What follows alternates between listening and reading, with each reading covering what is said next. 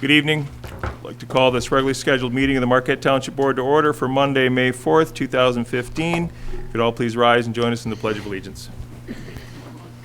Allegiance to the flag of the United States of America and to the republic for which it stands, one nation, under God, indivisible, with liberty and justice for all.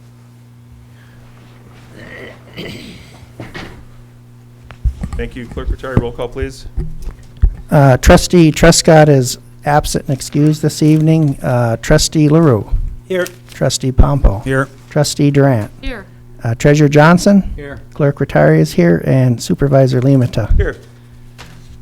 Staff present is Manager Gerard, Township Attorney Roger Zappa, Ron DeMars, the Township Fire Marshal, is here, John Marks from Zoning Board of Appeals, Dave Wiegand from Planning, Roads, and Recreation, and Mike Springer from Roads and Recreation.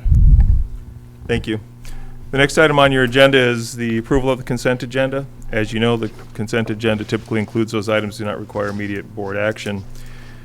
This evening's, we include the approval of the prior meeting minutes of April 21st. We also have received committee and other reports, the Rec Committee special meeting draft minutes of April 28th, and approved meeting minutes of March 17th, as well as the draft minutes of April 21st. We have the Marquette County Solid Waste Management Authority board meeting minutes of April 15th, as well as the draft supervisor report of April 22nd and the annual stockholders meeting minutes of April 15th. The Fire Department Officers Meeting Draft Minutes of April 13th. The Fire Department Draft Minutes of April 13th. The Zoning Board of Appeals Approved Minutes of February 5th. The Recreation Meeting Draft Minutes of April 28th. Bills payable in the amount of $168,173.02. And we have the financial statements from March of 2015 and Treasurer's Report of March 2015. Are there any items in the consent agenda any member of this board wishes to remove for further consideration? Seeing none, I would entertain a motion to approve as presented. So moved. Second. Motion and support to approve the consent agenda as presented. All those in favor? Aye. Those opposed? That motion passes. Thank you. The next item on your agenda is approval of the remainder of the agenda. Are there any board members who wish to make adjustments to the agenda as presented? Pete? Dennis, on number 8, the closed session, could that be moved down? So some people here would like to. I'm sorry, Pete, it can't be because Okay. we have an attorney who is waiting for that phone call. Oh, okay.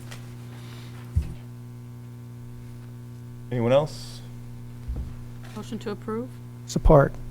Motion to approve the agenda as presented. All those in favor? Aye. Aye. Those opposed? That motion passes. Thank you. It's going to bring us up to public comment. This evening we do have Jason Snyder from the newly formed Marquette Chamber of Commerce who is going to address us under public comment as well. I just want to give the board the heads up on that to kind of give us where we're at. And the rest of the public wish to make comment, we would please approach the podium. First, last name, and address, please. But Jason, if you would, we'll start with you.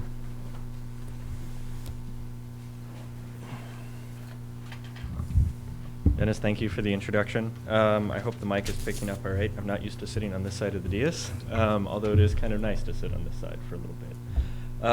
As Dennis had mentioned, we have recently formed, and as you may have seen in the news, recently formed a Marquette Chamber of Commerce, which is to cover the area of Chocolate Township, Marquette Township, and the city of Marquette. The announcement came out last week.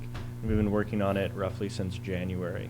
I started as the executive director in March. The reason I'm approaching you is I had reached out to Dennis and Randy both to find out the correct process of requesting consideration for membership in the Marquette Chamber of Commerce. To give you a little bit of a background on it, over the last 5 years, as far as I'm aware, there's been conversation about trying to band local businesses together and understand their needs and meet those needs, because there was a lot of frustration on their behalf in understanding local government, understanding the divisions of local government, and understanding what's going on in the business community that affects them. So that conversation has been going on for a while. Over the last year, it's really picked up steam. Since January, December, I would say mid-December, we've started talking to about 100 businesses in all 3 municipalities, and all 100 plus have said that there's unanimous interest in having a Chamber of Commerce. And we looked at a lot of the services that exist in the community already between the Lake Superior Community Partnership, Northern Initiatives, the Marquette County Convention and Visitors Bureau, and the Marquette DDA. We looked at the CABA, which is the Chocolate Area Business Alliance, and the Marquette Township Business Association, and found that there was a need for communication between businesses so that businesses could know what's happening in the community, an organization that would identify member needs as far as what kind of economic impacts there are in the community, whether it be from mountain biking or from the university or from the brain drain of most of our kids leaving for jobs that pay better elsewhere, dealing all the way to cost of living. We also recognize that there's a lot of businesses that don't understand how municipalities work. In the searching, we found that there is no welcome packet to the area to describe where the difference between Marquette Township, the city of Marquette, and Chocolate are. So people don't know where their kids go to school or where they vote unless they actually go in and track it down themselves. So we're looking into things along those lines. We're starting up very grassroots. We have not received an endowment or a large grant from anybody. Currently we have 15 members as we have started taking on memberships as of April 1st, but we only went public last week, so we are growing. Again, all of those 100 businesses have expressed interest. We have been joined by the city of Marquette, and I just came from the Chocolate Township meeting where they voted unanimously to join the chamber as well. So I would be happy to answer any of your questions, but this is public comment, so probably not the time. I believe you have board comment coming up after this, so if you have any, I can answer them later in public comment or after the meeting. My next steps is I will pass to your manager a application form, and then he can discuss with you from there how you want to proceed officially, as if you're interested in joining or not. I would love to open it up for questions, but I know I can't in public comment. So thank you very much for the time to speak, and talk to you soon. Thank you, Jason. Anyone else? Mike Springer, 206 Eagles Nest Road. I'd like to speak on new business item 10A when that arrives. Thank you.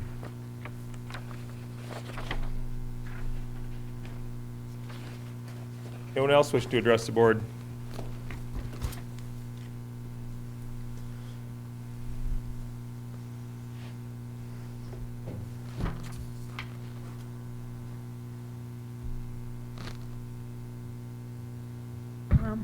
Sherry Johnson, 2272 Cherry Street. I would like to, a 9B. And also I'd like to make a comment on the street lighting. My street has gotten a new light on it, and it is awesome. It lights up, so now I can open my door without, if we forget to leave the light on, not having to leave my car lights on and still not finding the lock. So it's a big added plus in the township. Thank you. Thank you, Sherry. Anyone else? Going once? Going twice? You waited too long. Dave Wigan, 350 Brookton Road. Like to reserve comment for 10A under new business.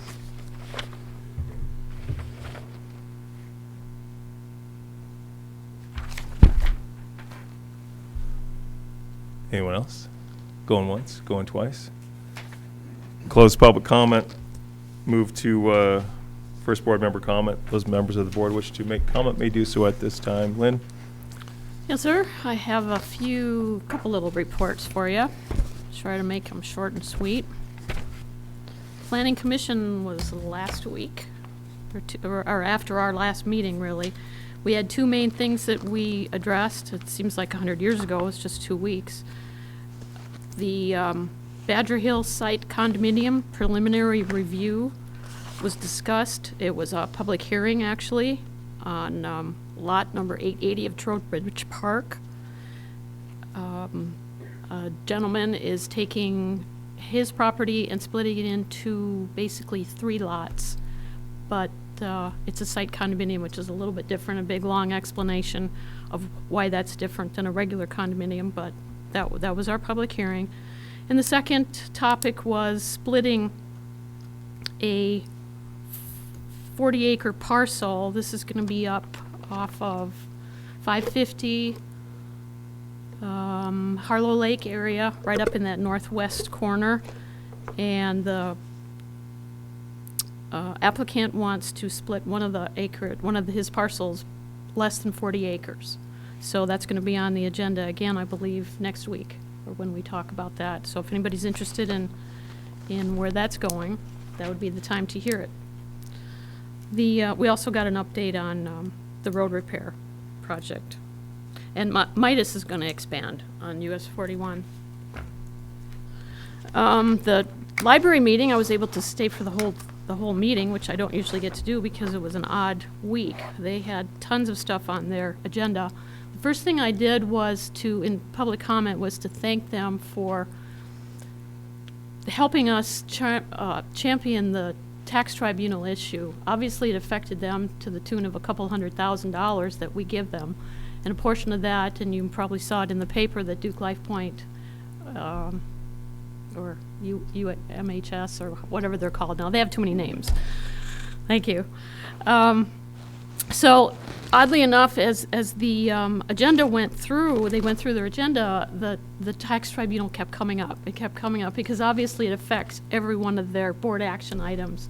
If it's correspondence or payroll or the light bill or open Sundays or not, it just kept interweaving itself in the meeting. So I did thank them for their efforts in educating the public. The forum that we had in their basement was phenomenal. The speakers were excellent. Good information, lots of questions that I wish could have gotten asked, but the venue just didn't support it. So they appreciated that. They will have a new chairman probably for the next meeting. I'm not sure, because the woman who is going to take over for Diane is maybe out of the country. And you know what? I really should get her name. Diane Patrick is the outgoing chairman, excuse me. Not the director. Steinhaus, that's who she is. Carol, I think, is her first name. So she may be in charge at the next meeting. Diana is termed out. She's been there 10 years. They're also looking at whether to go with a non-smoking campus, which would mean the whole area of the library, not just at the doors. And that's kind of what they have now. So enforcement was a big part of how they thought they could accomplish that, and they're not so sure that they can. But they're still going to look into it. They've also got a couple of trusts that are rather sizable. One's about $800,000, and the other, I think, is $215. And I believe the way the both of them are set up, that they can't tap any of that money. They just have to take the interest that comes off of it. But they're looking at investing in international markets, which is kind of different. So that was quite a lengthy discussion in that. They're also looking at strategic planning, and I believe they're going to put an RFP out for anybody that might want to have something to do with that. They think that's pretty important, obviously. Recycling changes, donation, yeah, Duke Life Point, they said, was the gift from them. I think that was about all. Their cafe downstairs has been there for a year now, so we should get a report on that next time. I think that's about it. Those are the highlights. Great, thanks, Lynn. Thanks. Ready? Nothing. Clerk Charlie? Only thing I have is election tomorrow. Of course, this isn't going to get out until Thursday, so the election will have passed by then, but 7 a.m. to 8 p.m. tomorrow. Precinct 1, which is the north side of US 41, votes at the basement of St. Christopher's Church. In Precinct 2, which is the south side of 41, votes right here at the Township Hall. So hope everyone comes out and votes tomorrow, and I will see everyone there. Dan? Nothing. Pete? I got a couple of comments. Since our last meeting in this township and tax tribunal and dark stores and stuff like that. It just sort of bothers me that when I read it, it says township has failed. Well, the township has not failed. I think we had the foresight to start looking at it early and as it started coming on. And I think if other, agencies and that, and cities and townships and counties, and that would have had a little more foresight, it would have been made a little easier. And I think we would have got farther than we did. So it just bothers me when I read that, and I'm glad we did start it, and now Others are getting on, now they're seeing the seriousness. And they were asked, we asked them, we told them and everything else. I mean, but, you know, just like a lot of other things, they couldn't see it, or they didn't want to see it, or they didn't believe what might happen. And if we don't keep on it, it's going to get worse. So, thank you. Thanks, Pete. There's nothing else. I have no comments, so we'll close board member comment. Move to the next agenda item, which is 8A, a request to enter into closed session to provide some more relevant background information on why we're going into closed session. Council Zappa? Thank you. Basically, as the agenda indicates, it's for consideration of things that are exempt from, to consider material exempt from discussion, disclosure by state or federal statute pursuant to MCL 15.268H and MCL 15.243G. That doesn't say a lot.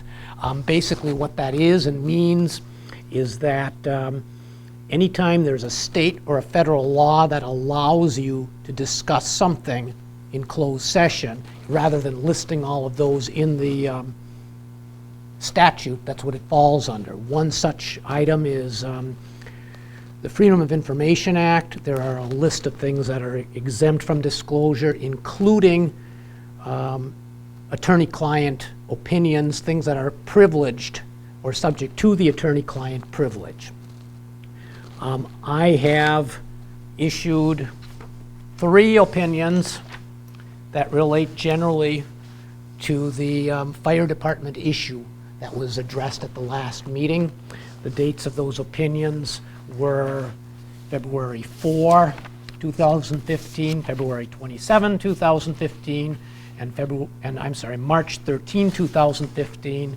As has also been addressed by the board, there have been numerous consultations with Labor Counsel, Aaron Graves, on that issue. In fact, probably more so than with myself. The purpose of this closed session is strictly for clarification of the content of what is in those legal opinions. It is not for any deliberation. It is not for any debate, but for clarification of things that are already in opinions and information between the township and their attorneys. Thank you, Roger. So I'd like to, somebody make a motion to move into closed session. So moved. Support. Motion support. Any discussion or debate? Seeing none, Clerk Terry. Trustee LaRue, Yes?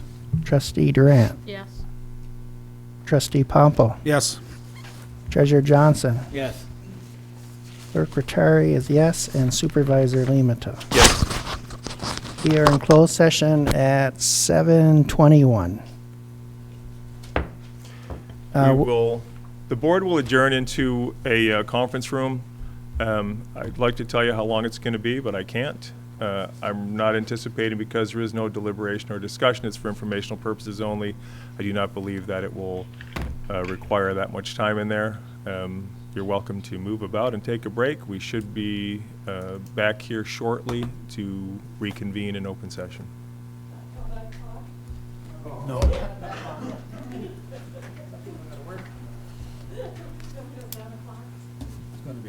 9 p.m. We're back in open session. The next item on our agenda is agenda item number 9A. Consider the fire chief's position and appointment. Last meeting 2 weeks ago, we had a discussion about an appointment that I had put forward to be considered by the board for the vacant fire chief's position. Some of the comments around that came out to be about the position, the combined position, and because of the we just got it out to the board members about, maybe a week or so ago. It is included in this evening's packet, and I wanted the board members to have the opportunity to provide comment in open session on what that looked like. I know both Ernie and Lynn had expressed some concern about what it would look like and what it would take to combine those two positions. As part of the township's personnel director, the manager Gerard is required to put job descriptions together And they do not require board approval. However, I did want them to have the opportunity to see what this looked like and provide comment or concerns to Manager Gerard as Personnel Director. So I'll open it up to the board members for concerns.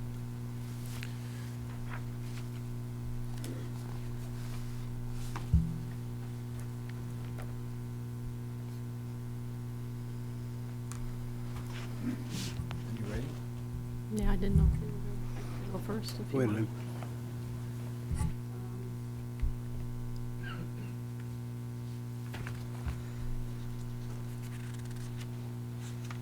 Typically, when we have something on the agenda, there's a prelude to what's going to happen. We get the same agenda that the public gets. Sometimes there's backup material, sometimes there isn't. And 2 weeks ago, when I saw this on the agenda, that we were going to appoint the fire chief and what the recommendation was, I made a couple phone calls. I didn't call Dennis because I expected I would hear whatever, or Randy, hear whatever the prelude was here. And maybe that was the wrong thing to do by not doing that, but that's the way I handled it, okay?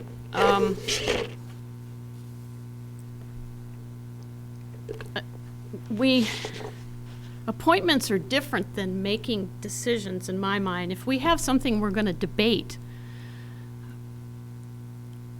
we get the information, sometimes we table it, sometimes we go back to the, 2 weeks from now, we're going to talk about it again so we can get more information. I know the appointments are handled differently, and I have a problem with that because this is a paid position. It's not like a committee appointment. So, not that anybody did anything wrong, that's state statute, that's out of my purview to deal with that, but I don't like the way it has to be handled any more than like the OMA I mentioned last meeting. I would have expected a step-by-step explanation of what was going to happen, that this was the recommendation because we have a job description, this is what it involves. We've talked to this candidate, or we don't want to do this candidate, or we don't feel that we're going to put an ad in, or, Kirk even gives, when he does his superintendent's report, he's gotten very thorough on how he presents his information to us so that he can sell us on whatever it is he wants to do. That's what you do. If you walk up to somebody, you say, whatever. I can't think of an example. How can you convince them if you don't give them any information? So that's what I expected, and that's where my disappointment lied. It didn't have anything to do with Ron. It didn't have anything to do with Bob. It was the way it was presented. How can I make an informed decision if I don't have the information? The other half of that is that we are also responsible to educate the public.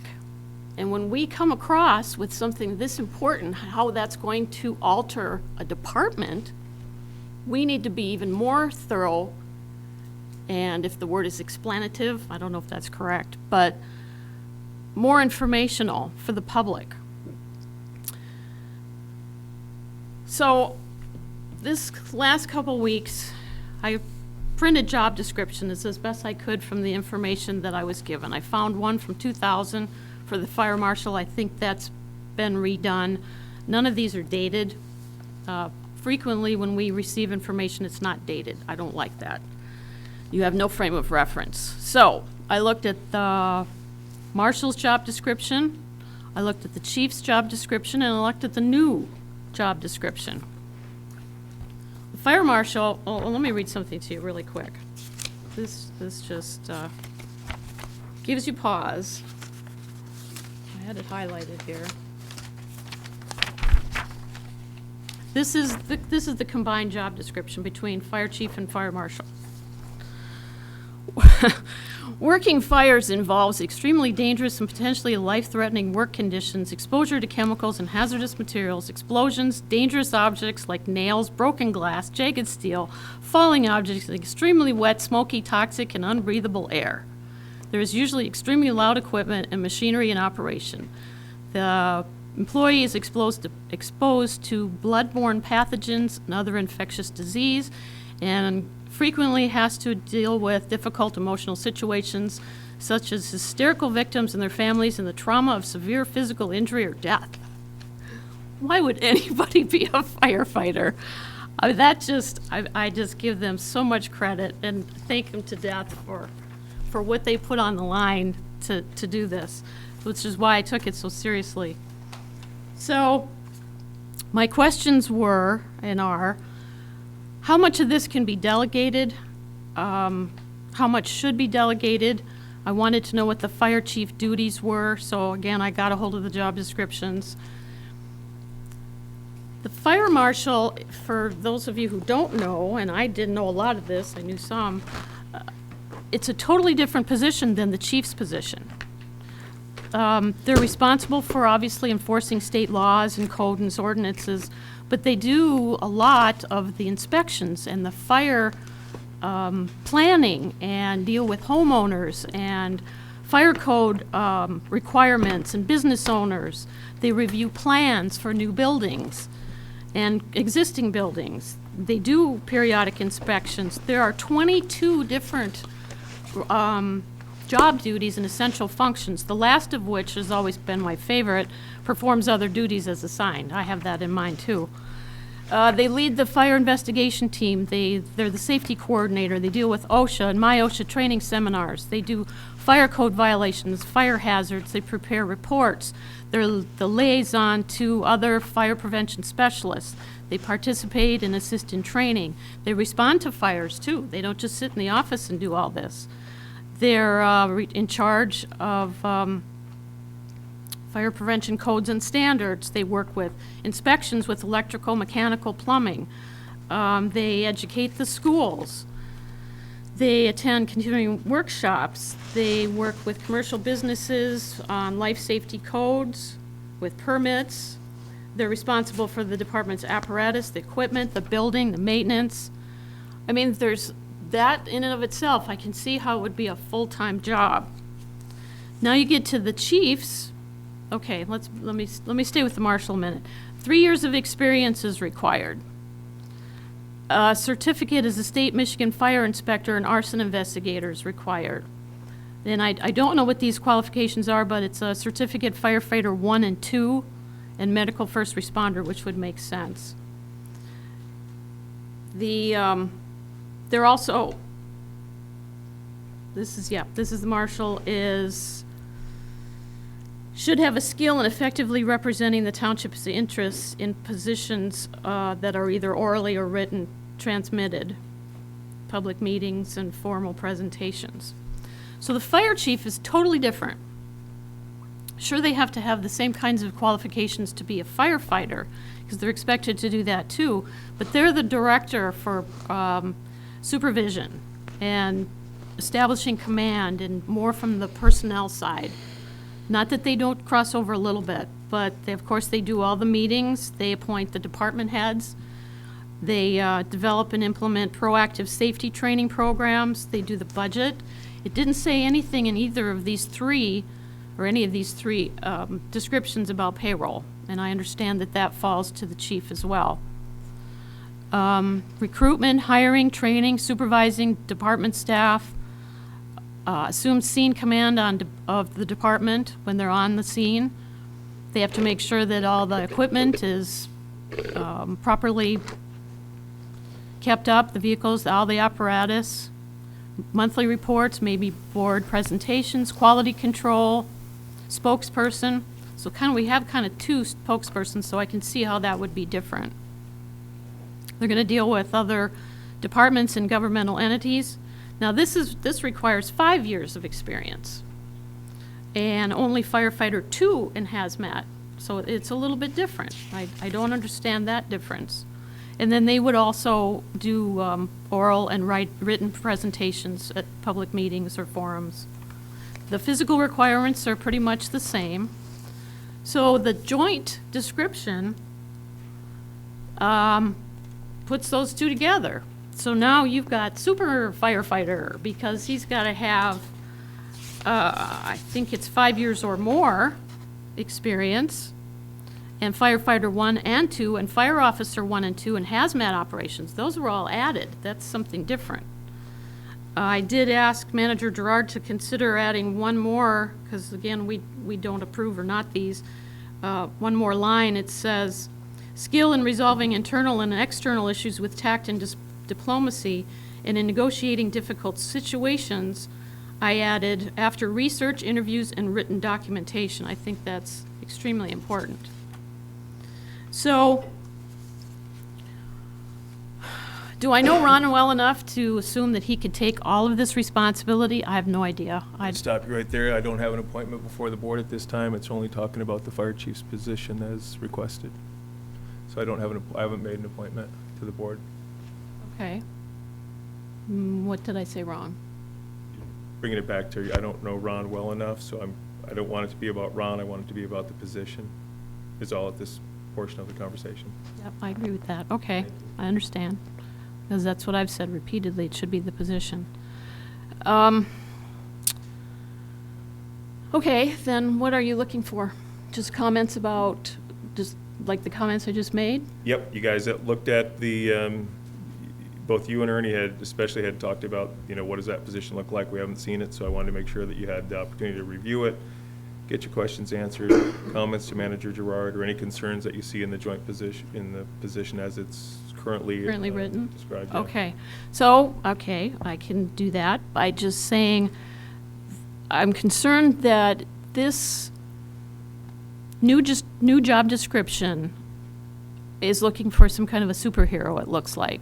And I'm concerned that even if we have a temporary person in this position, whether it's someone on the staff now or not, I don't know that they would be able to handle it with the combination of responsibilities. It appears that the description was, I'm trying to calculate my words now, that the description was written for the person and not totally for what's needed in the department. That's the issue I have with the current job description. And I don't know, based on exactly what the two employees did, I don't know that this should be one position. I think that's what I'm trying to say. Is that it? Yes, thank you. Ernie? Kind of hard to follow up on that. I think the biggest thing I noted was reading through it, it's very detailed on everything in that. Trying to come up with, trying to pull two positions together, trying to address two positions in that. And after going through everything and reading it, and I've read it a couple times in that, and listening to Lynn and that too, but my concern after going through it about the second time, whoever this individual is, will this individual have time to do what's in here? Because you're combining two, and you look at the responsibility for both positions. Well, whoever it is that comes forward is going to have the physical time to do it, both positions, in a very professional manner, without additional support, because this one person, whoever it is, can't do it. There's too much in here for that one position and that. So how you break it apart, I don't know. But if we rely on one person to take on the statute of fire chief marshal, fire marshal, that individual is going to have support, because there's no way there's going to be sufficient amount of time for that individual to meet all the needs that's listed in the job description. So it's very well done, very detailed in that. You're looking at everything, but that would be my major concern, is that can that one person meet all the descriptions that's laid out here, all the detail there? That would probably be my concern at that time. Okay. Anyone else concerns about the position as shown? Dan? My concern isn't so much the fact that whether they can do the job. My concern is the fact of combining the two. Usually the fire chief is usually appointed from within, and now we are asking anyone in the department who wishes to be the fire chief now has to be a fire marshal, go through training to be a fire inspector, have an associate's degree. It seems that we not only combined the two, but we also changed a few of the things under the fire chief's mode. I don't believe that making the fire chief and fire marshal as one, if whoever is selected leaves 1 year later, you're pretty much limiting your possibilities for someone in the department to replace him by having all these requirements. There's a fire marshal and a fire chief. I think they're two separate things. I don't believe they should be combined. Thanks. Pete? Well, looking at this, I tried to highlight it, from the fire chief and the fire marshal, and they're pretty much the same, knowing that our fire marshal right now does a payroll, does minutes, does reports, stuff like that. So I think he can do it. It's just a couple of different changes. I just think it'll work. I believe that we have the right person, and it's kind of nice that, you talk about going out and trying to find someone, but, we're very fortunate to have within our group several people that fit the qualifications that can do stuff like that, train and all that. So I don't see us going outside. And a lot of businesses, they like to promote within. So I think that's the right thing for us. We have a great fire crew out there, fire department, and some of them have told me that if we went as more full-time, they'd quit their own job and come up and apply for a full-time fire department. So it says a lot. But I just think by going over here, I think it's possible. It's not much difference than he's doing right now, except for conducting some meetings. He's at the meetings. I read the minutes of the meeting, and I don't see no big problem. It's hard for me to understand that we're having a problem with this, so, thank you. Thanks, Pete. Clerk Chari? I guess I'm just looking at it, we do have a vacancy. I want to move forward. I don't know who that candidate is going to be, who we're going to select. But job descriptions are not set in stone. They're fluid over time. My job description has changed many times while I was working at my employment. We have the right to change the job, while the personnel committee can go over any job description at any time that they would like and recommend it to the board for change. But, the only options we have is either continue the way we are with no chief, or we appoint a chief and we move forward. And, I don't want to go, the residents are asking me, why haven't we appointed a chief? And I said, I can't answer that. You have to either watch our meetings or come to the board meeting and find out. I said, I can't answer that question. So together, this board's going to have to move forward and hopefully select a chief in the near future, in my opinion. Thanks.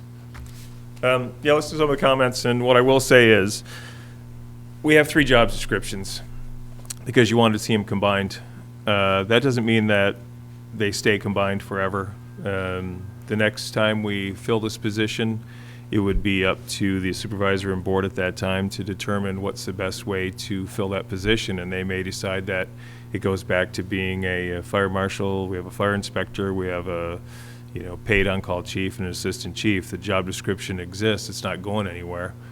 I did give you a 2-page transmittal at the last meeting detailing all the additional qualifications that the Michigan Townships Association suggests. I think that just our fire chief's job description should be beefed up personally, and include many more of the recommendations that Michigan Townships Association recommends for your fire chief. They also highly recommend that you look for, as your department grows, that you start to look towards a full-time chief, and I think that that's important, especially in our department. I look at our department, I know it's been turned on its head for 4 months now, and it needs to move forward. I made my recommendation last time based on the candidates who meet the minimum qualifications, as well as the Michigan Townships Association recommendations. I know that you've been provided with some letters of support for my previous appointment. I also know that we had the opportunity to question him and ask him if he could do the job, and I thought he was very adequate in providing the answers.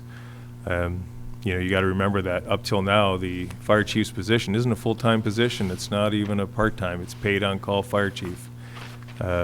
It's more administrative in nature than anything. You know, when we asked our fire marshal whether he could adequately do both positions, he told everybody on this board that it's really just some additional administrative chores that he would have to handle. It has more to do with leadership. It's about providing effective leader. Ultimately, what you're looking for and trying to select in a fire chief isn't, you know, even all the qualifications that I put in the last transmittal. It has to do with finding somebody with that leadership experience and ability, with managerial qualities, who understands how to lead a department of well-trained staff. Again, it's the department that has the single biggest liability for any municipality, or the potential for the single biggest liability. So it's important that you choose somebody who has impeccable qualifications and has proven leadership skills. That's what you're selecting, a leader. If you put the right leader in place, everything else comes together. You read through all those descriptions. I mean, if you read through anybody's job description, it's not like you did all those before lunch. It's just some of the things that you're required to do throughout the course of business during your busy day. I mean, we've got a fire marshal and we have a fire inspector here. They both work in concert. You know, a lot of it is about inspections. A lot of it is about education, educating the public, making sure that they do the inspections on commercial business especially, so that we can eliminate those kinds of things where we don't have to fight a lot of fires. If you're not fighting a lot of fires, then your fire department's doing a good job, because they're educating, they're doing the inspections, they're doing all the things that they need to do to make sure that they keep the folks safe. And that's what this is about. This is about this, you know, combining these job descriptions. That's why I didn't even consider, you got fire marshal, you got fire chief. It's like asking Ron if he could still be, last week, if he could still be a paid on-call firefighter. Did he still respond to calls after his fire marshal job was done? Of course he did. He rescued me and my dog earlier this year in the middle of a traumatic situation on a Sunday afternoon. That wasn't in his fire marshal duties either, but he answered the call of duty because he's a professional and that's what he does. Like the other guys in our department, man, they come out when you need help, they come, and this is what it's about. It's about the kind of leadership that you model as a fire chief. And so, you know, you guys asked for the combined position. This is the combined position. Are there any things in there? I mean, the next fire marshal would have to be chief, and it would limit your possibilities. That's not true. The next fire chief can be a paid on-call fire chief if that's the way the next supervisor and board determines that they wanted to go.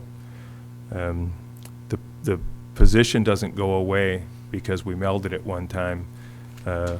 We have the position. It's in our compensation classification system. It'll stay there forever. You know, can you delegate some of those responsibilities?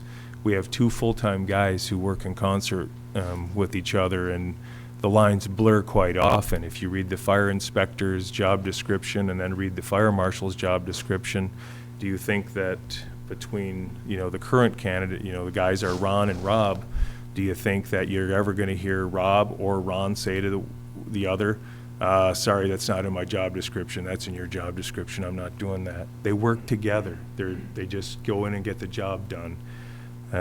No different than what we're asking to do with this combined position. I think Randy did an admirable job of combining. Again, I think that we should actually beef up the fire chief's position for the qualifications as recommended by the Michigan Townships Association.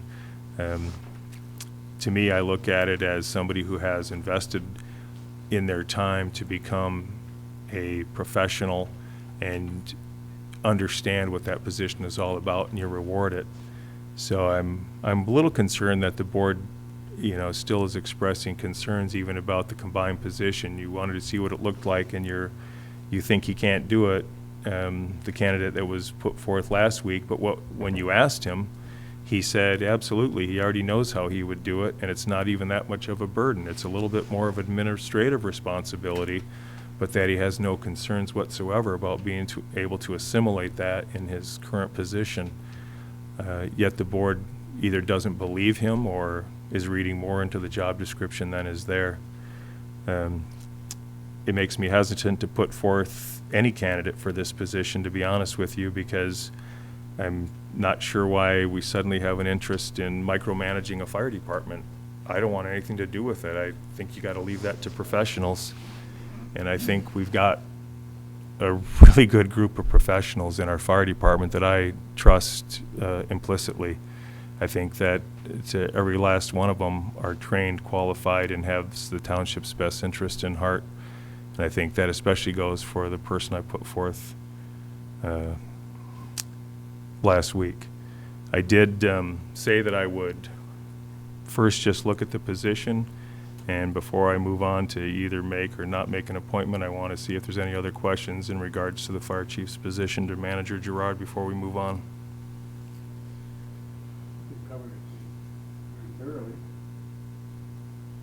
Lynn? Thank you for that oration. That was good. 2 weeks ago, that would have been good. I think everybody would have felt better. I agree that the chief's position should be beefed up. I like what MTA recommends that we add. I think that would be important. I guess my question is, where do you see that job going? Where do whether it's a year or two, what do you see the applicant doing? How do you see that department functioning? What I'm looking at is in a combined position, and if we move forward with the appointment that I made last time, it had to do with the fact that can he do it, and I think there's a leadership vacuum at the department right now. I think that we need to put someone in place who truly understands that and knows how to heal some old wounds and put together a leadership team that can heal it and move it forward and has a good vision for what that department should operate like and what it should look like. And if that's 2 years, which is a commitment that the previous candidate had made to me, that it would be, if it was a minimum of 2 years, that he would work hard to make sure that we got through there, and then he may consider retiring at that time. And we would be prepared to move on. It would also mean that there would be a different supervisor and a potentially different board here, and they could, move in whatever direction they wanted to move in at that time. But I know we have to move the department forward. I'm really concerned about the vacuum that exists now. You got a group of guys who, have to have each other's backs. We're asking them to go into life-threatening situations at a moment's notice, but yet we're making them operate without a leader, and that concerns me.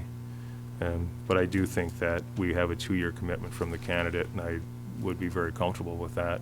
I think that in 2 years, you revisit it. It's no different than revisiting any job description after 2 years. I mean, it could be, we keep looking at this as one candidate, but I mean, it's like our planner and zoning administrator. Should that be one position or two? It used to be two, then it became one. And I mean, can he do both planning and zoning?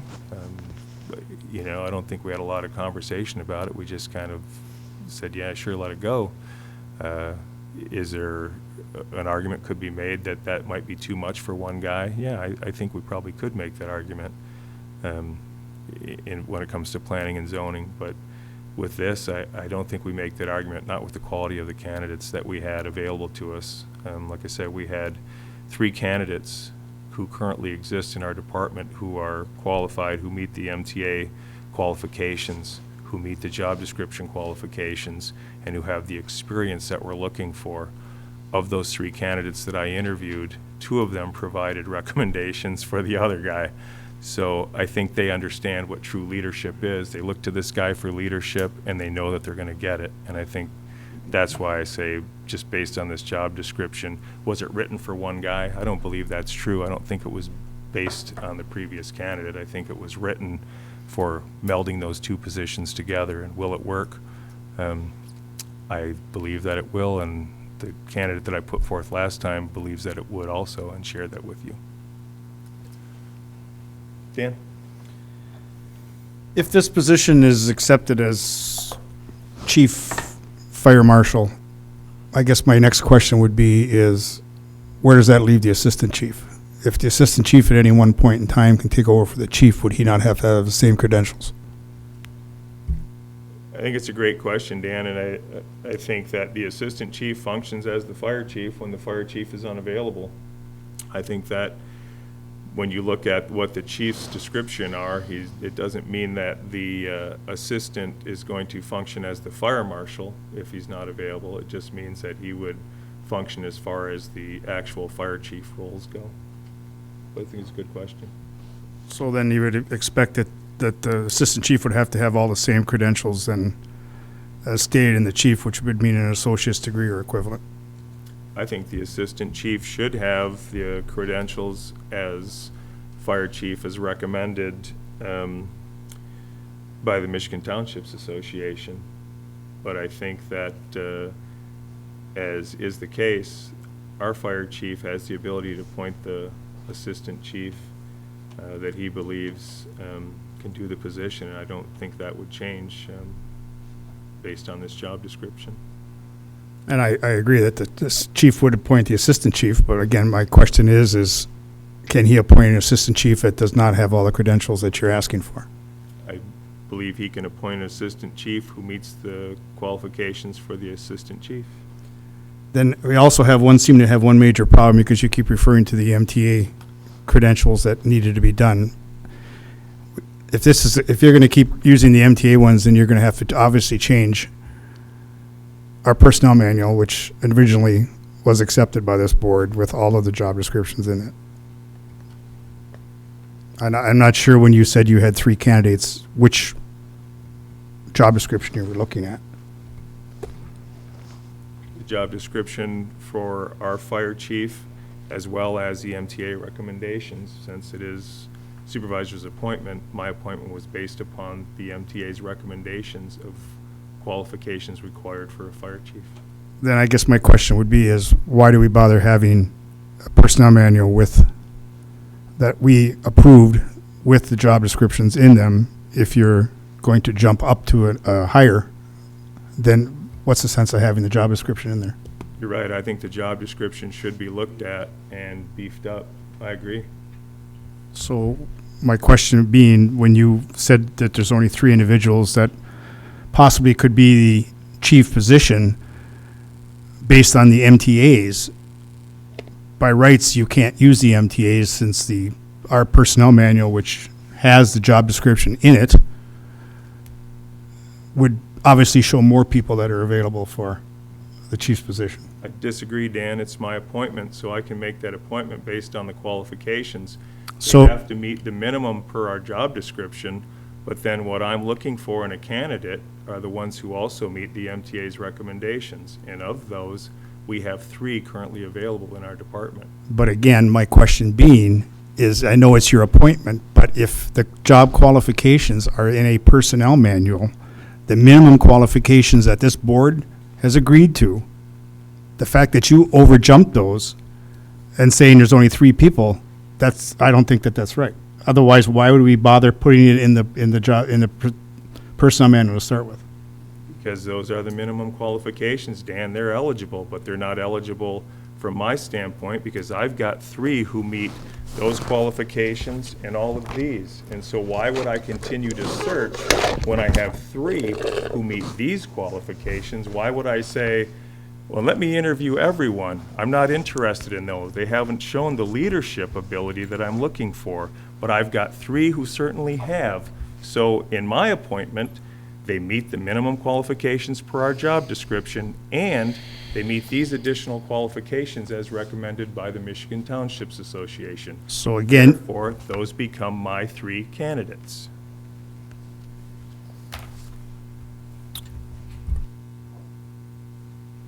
I don't have to interview every single firefighter. I can choose if they meet the minimum qualifications and then the additional qualifications. Ernie? Follow up a little bit on what I said before, and that it is quite extensive in here, and I'm going back to my professional life when I started looking at qualifications and that, and looking at one person doing, I get a little concerned because there's so much in here. And I am concerned, with, no matter who it is, if they think they can do it, fine, we'll move forward in that. But I think we should be looking for the future and just see if that one individual was able to meet all the qualifications and meet all the duties that are in here and that. We may want to look 6 months down the line and see, can he do it? Whoever it is, meet all of them and that. Because I don't know. I just go back to my professional life and I start looking at all the detailed ones because I have to come up with in some of the positions. I had the list and there were many, many different qualifications I had to go for. Knowing full well whoever I hired, I was lucky if I could get 60% of them to meet them and that. And then I had to work around the other 40%. So you have to be concerned with that. So, and it has, this eventually is going to have to go to the personnel committee to go into there and that, go into the commission, personnel committee files and that. So that's my final comment. But even right now, as a fire marshal, he could be the fire chief and take just the additional paid on-call status. It doesn't preclude him. There's nothing in the job description that says if you're a full-time employee, you can't be the fire chief. It's no different than the former fire chief that we had actually had a full-time job outside of the township, and then he was the paid on-call fire chief. So he was doing a full-time job plus being the fire chief, but we didn't have any concerns of whether or not he had time to get the job done. All we're saying is the last appointment I put before you also has a full-time job. It just so happens to be in the township, and I'm putting him forth to be that fire chief. There's absolutely no difference in how you're looking at that. You're looking at the candidate instead of the position when you do that. Nobody had concerns about the former chief working a full-time job and being the fire chief. This is no different, other than you're looking at one candidate and for some reason questioning whether he can get the job done, and I don't understand it. And based on where the board is going, I'm not prepared to make an appointment this evening. I don't intend to make the appointment tonight. If there's no other comments, we'll move to the next agenda item. 9B, Local Roads Rehabilitation Project Update. Sherry, you reserve time. Sure. Manager Gerard. Well, I think Brian Savalainen thinks we're meeting tomorrow night. We do have him on the agenda. At your last meeting, there was a request to have it as a regular item on the agenda, and we did do that. He must have missed the part that we rescheduled the meeting because he was here when we talked about it. But at any event, I can tell you that he is working diligently to get that completed, and we are still targeting your next meeting to have some figures back to you in terms of cost. The bid specs were put together. They were released.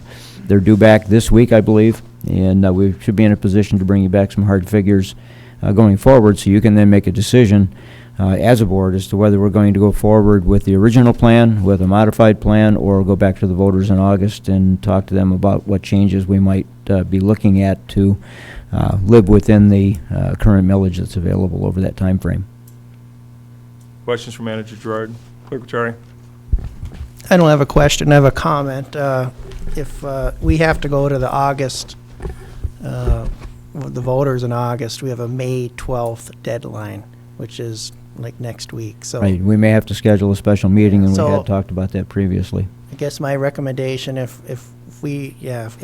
things are dramatically different than what we discussed, we should have a special meeting early next week.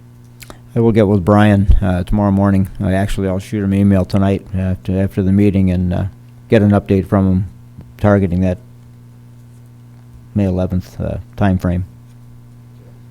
I guess, again, if we do miss that deadline, we can have a special election in November. Correct. However, we bite the bullet on that one, so. That's true. But, again, I think if we do, maybe it's money well spent. Other questions? Ernie? The question I have is that if we go forward after the next meeting, one way or another, we really don't have the dollars available to do anything, so we have to go bonding, and bonding takes time to do it all and that, so it may be a while before we're gonna have any dollars available to do anything in that. Well, remember, one of the things that that UPEA is looking at is what other alternatives. If we break this up into smaller projects, we may not have to bond it. We may be able to do local, depending on how it's structured. But it depends on how it's structured. Correct. Financially and that too, so. Correct. Lynn? Randy, what do we have to have by the 12th? Would we have to have the language and everything? You have to direct me by May 12th to put something on the August ballot. But it has to get to the county clerk within a few days beyond that date. So you're really squishing me with time because it has to go to legal for review and get to the county clerk. And we probably wouldn't have another meeting to review it in time. So I would caution us not to do that because we need some time to move forward. And Roger might address that further. Well, ballot language, I don't just pull it out of a hat. I can put it together fairly quickly. There'll be some unique language in this potentially because you've already got millage that you will have to presumably put right in the ballot that you will not be levying, because otherwise you'll surpass your, if this is a whole new millage, you'll surpass your limits and so forth on what we can levy, I'm thinking even. So we've got to be very cautious on it. It's something that's going to require some time to look at to make sure that it is well thought out in how it's worded and yet comprehensible to the voters, because it doesn't do a thing to have something that's overly complex and it's hard to understand for the voters. So I can be prepared to have something put together. Sooner is better than later, but I can move that pretty quickly. We should maybe try to have Brian have an answer this week. I think what we should do is we should have Brian give you a written update immediately, so you have that for a discussion, and then a target of maybe, was it Monday, the 11th? Tuesday. Tuesday's the 11th, for possibly that Monday, possibly schedule a special meeting to give Clerk Rattari a little extra time. And the real question is going to be, if we go back to the voters, it's going to be, do we proceed on the original plan for as much as we can afford with the existing millage, or do we scrap that and do a different project?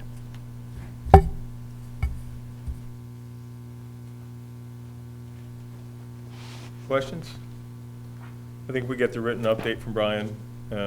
Based upon what we see there, we'll know whether or not we need to schedule a special meeting, or we can call it and get a notification out to everybody. Sherry?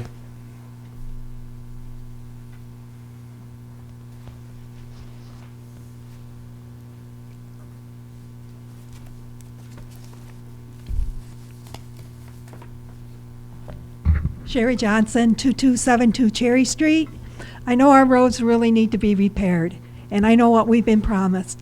On Cherry Street, when you're coming down, or if you're going up to Lions Field, because of the frost this year, we have a great big bump. You do not see it. I have gone onto my driveway twice going up towards Erie, and I have hit it going very slow, and I've almost bottomed out my car. I don't know if you can go and put a sign there. I don't know, because going slow isn't helping. what can be done, you know, just, because I hate to see anybody wreck their car because of hitting that bump. And it is bad. Randy, can you have the road commission take a look at that? I will. Where's that located, Sherry? I live at 2272 Cherry, and my neighbor's 2262, I think. It's going up towards Erie. Okay, I cannot see it, but I do feel it when I hit it. we'll take a look at it. Thank you. Thanks, Sherry. Anything else on road rehab? Seeing none? Close that agenda item, go to 10A. Consider the Recreation Committee recommendation for Lions Field Recreation Area improvements. I'm afraid we lost Dave during our lengthy delay, so Mike, you're on your own. Thank you.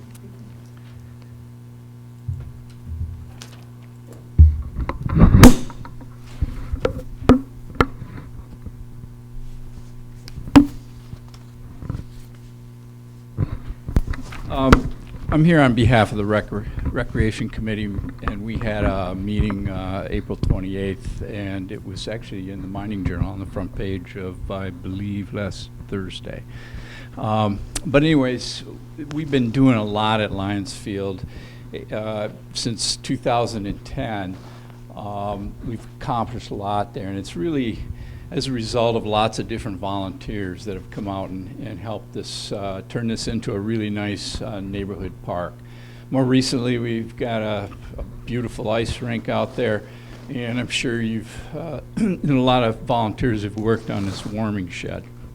Now the problem is that we now with this construction and the closing of Erie, that we need to do something about that. The whole reason for closing Erie Street was to make this a safer park and bring it all together. So that was one of the things that we discussed.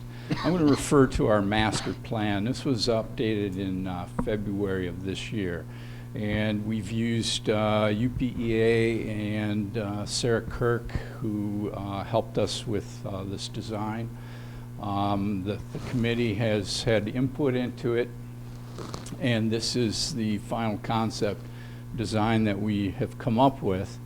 It's also the design that we have used to apply for a Michigan passport grant. And that grant possibly will be worth $45,000 to the township if we do receive it. And one of the things that we are doing in that is we're applying for these sidewalks that go around here. And the committee decided that they wanted the sidewalk to be as large as possible for an exercise area, so people can be inside of a fenced area park and be able to walk around the park and get exercise. So we felt that was important. In April 15th, Mr. Gerard received this memo from Oberstar, and that we actually called a special Recreation Committee meeting on the 28th in order to deal just specifically with this.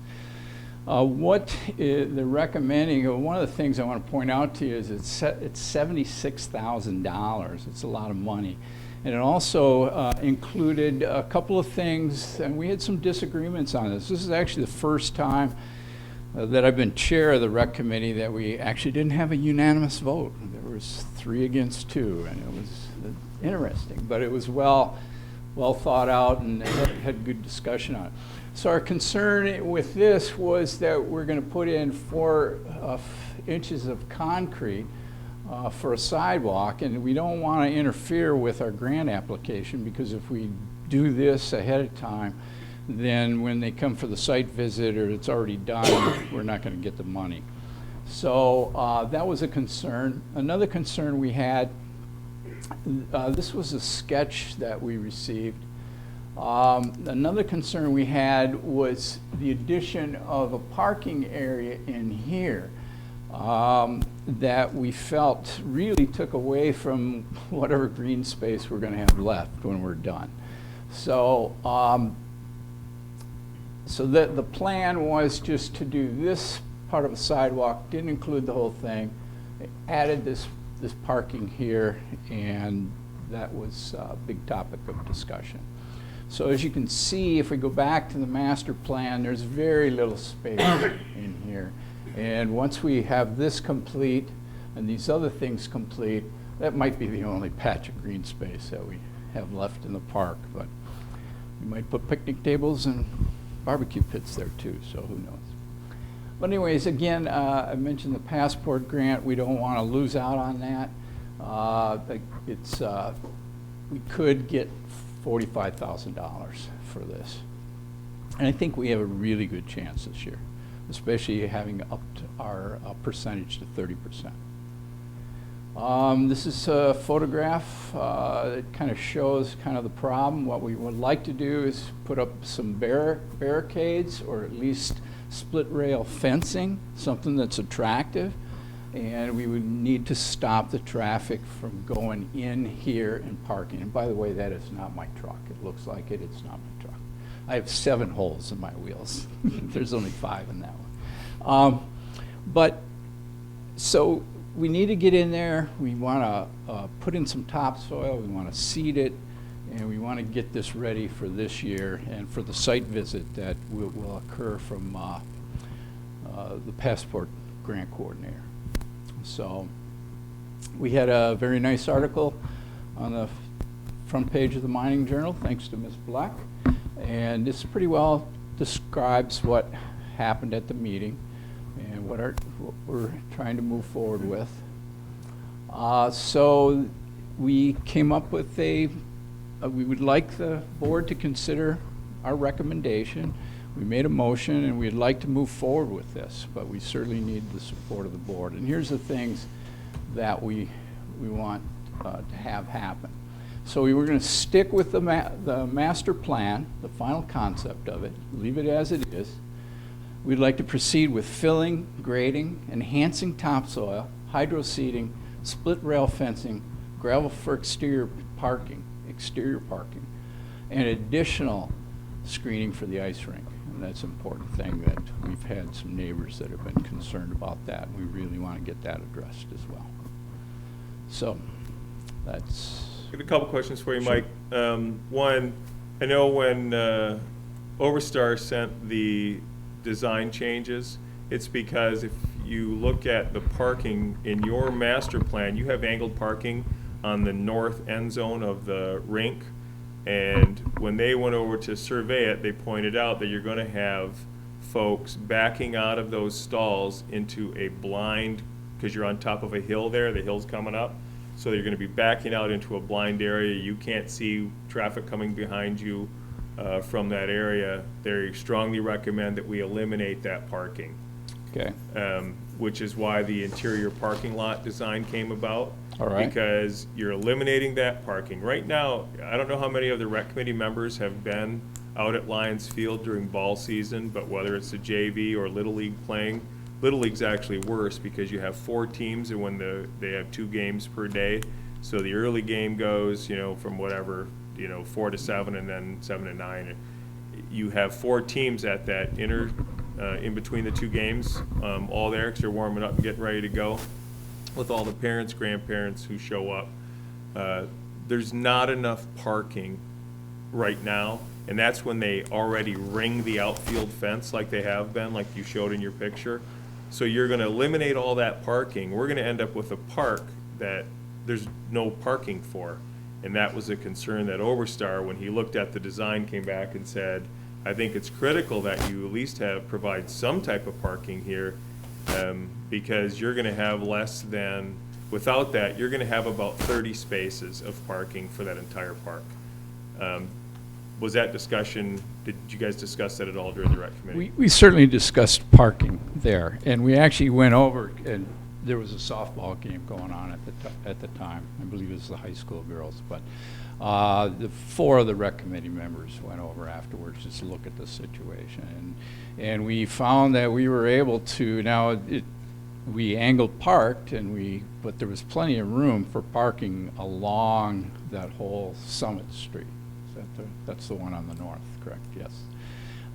So we thought that there was enough parking, but we have not, gone out and engineered it and taken the tape measure. But I have to say this, you know, Dave Wiegand has basically taken the ball with this and run with it, and he's got a lot of good ideas.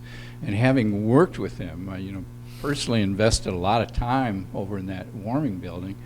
Having worked with him and knowing that he was a contractor in Detroit, Dave's on the ball, and he can figure a lot of stuff out. So number one, we can do it for a lot less money. And number two, you know, maybe the parking's still going to be a discussion item, but I would like to follow Dave Wiegand's leadership on this, because he's been so good at what he's come up with.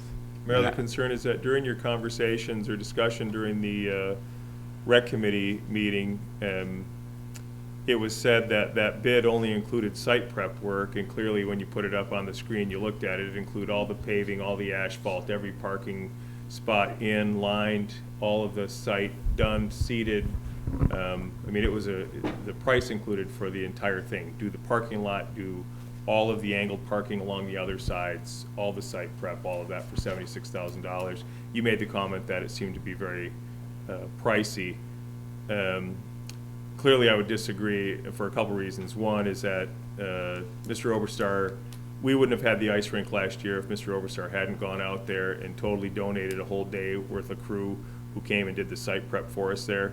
He's bought into the community. I mean, that was just a total free giveaway to the community.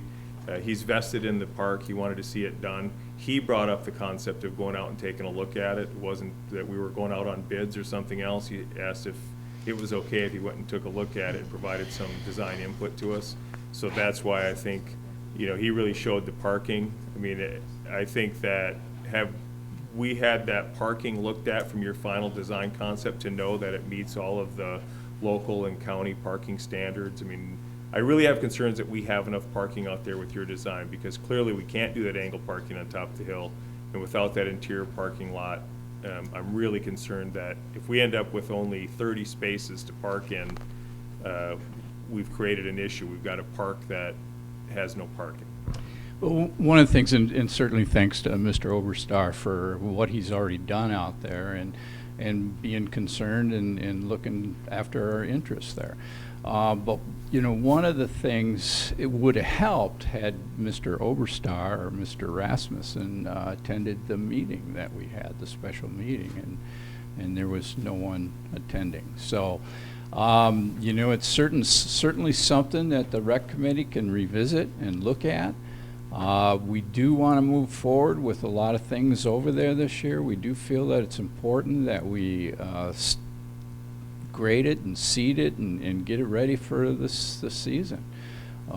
So we need to move forward and certainly can entertain looking at the parking situation again at the next meeting. Manager Gerard, do you know if that plan as presented has been vetted by Jason and county planners, as far as from a parking perspective and the design? That I don't know. I do not know the answer to that question. I know Larry Rasmussen had provided a copy to Jason. I'm not sure if he had gone through county planning. The indication I had from Mr. Rasmussen when he first brought it in was that his recommendations that he was making was consistent with what county wanted with regard to parking in that right-of-way. And did we have the original master plan that they had for the park? Did we have that vetted by county planning? I don't believe so. Should that process be completed before we make the recommendation on moving forward? I think it's a good idea, but also when you look at this plan compared to what we had before with an engineering, well, they were an engineering firm as well, and we spent quite a bit of time, myself personally with Ms. Kirk, walking certainly the Schwemmwood in Lions Field, but so we thought we had some pretty good advice. That's what I mean, not this, but the other site plan is what we based our plans for the future at that park. And all of a sudden we get this, and we need to change everything, and we're having a hard time seeing why that needs to change right now. But again, it's a 3-2 situation. Obviously, there are a couple of members that felt that the internal parking was a good idea. But yes, I mean, one, we'd like to move forward. We certainly can revisit the parking situation. And if it needs to go before the county, we can send what plans we have to the county. Okay. Board members? Dan? Two things. Well, one, I guess I'm concerned about parking because I don't want us to be in violation of our own ordinance on parking. So, that wouldn't look very good. So whatever as long as our ordinance is covered, I guess that would probably be one of the first things we want to make sure. Second is I noticed right behind the third base dugout, there's REM, and I don't know what he's pointing to there. Is that a tree? I know there is a large tree there. I'm But guessing it means remove. It looks like it's REM. Yeah, but is it talking about a tree that's there, or is he talking about the sidewalk that's there, or is it talking about, I don't know what that is. I don't either. I know there is a large tree right behind that dugout. Yeah. And that's probably what he's referring to, but I don't know that. Other questions? Ernie? As long as you're about parking, that's been my major concern right from the beginning. Is there gonna be sufficient amount of parking for all the activities going there? Because I've been involved with that years and years ago when there was parking on Erie Street, on Summit, and all around there, and we actually ran out of parking many times in that too, so that was my biggest concern in that, and I don't know, by going internally for 14 stalls and taking some away, if that's gonna do it, I don't have any idea. But Okay. that's my biggest concern, is adequate parking. So it sounds like we really need to get this parking situation well thought out and well vetted. And we're open to that. We still want to move forward, at least with some of the stuff now. We've got a site visit that will probably occur near the end of June coming up. But we also, we want to protect that area. And I know Randy's talked many times at the board meeting about people driving through there, and we put up cones and stuff like that, and it just made it a mess in there. And so we really have to regulate that. And so that's what we'd like to do. We want to get things seeded and graded and topsoil in there and get this looking as good as we can. Yeah, I think we're prepared, Randy, aren't we prepared to do that, at least get some topsoil and seed in there for this year? Yes, we are. One of the things we're waiting on right now is the Chocolate Alliance will be at some point, removing the existing kiddie park items, the pieces, the climbing pieces there, and they'll be relocating those to another park. And then once they have done that, then we'll be ready to take delivery of our new equipment for installation as well. So quite a bit that we're thinking of getting done. Okay. Pete? Dennis, knowing you're the guru of the baseball diamond there, is there another place for that batting cage? We're talking about parking, and that batting cage is there, and people like to go right up to the fence, to watch it. I wonder if there's another place for that batting cage. I don't know if there is or isn't. They can be moved anywhere, Pete. Yeah, but I mean, do we have a spot somewhere that you could see in here that? The hardest part to move it, if you shifted it down to the right field line, you got that drop off in there, number one, plus that's where it's designed for your sidewalk loop that you're going through Right. there, which would take that out. Probably the easiest thing to do would be to move it